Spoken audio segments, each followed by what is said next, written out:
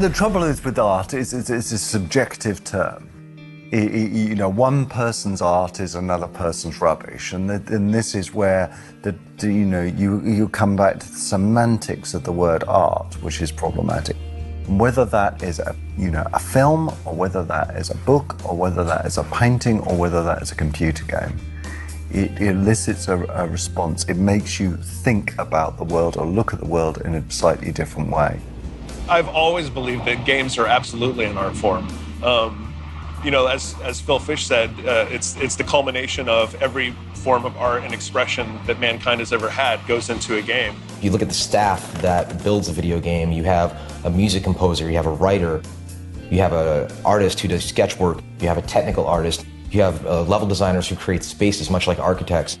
It really is kind of the Avengers of talent when you really think about it. Nowhere is it more obvious than in video games. You have these artists creating these beautiful three-dimensional worlds, and the technology allowing players to come into those worlds and have them be as real as possible is the ultimate example of art and science working together.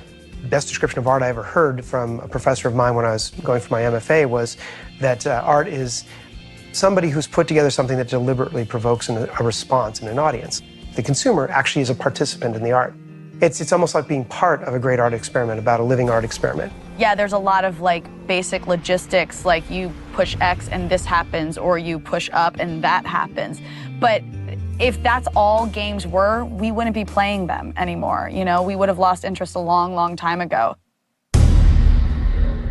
Surprisingly, modern game technology is still based on the same fundamental concept of early game tech, combining new layers of science and art to reach higher levels of innovation and expression.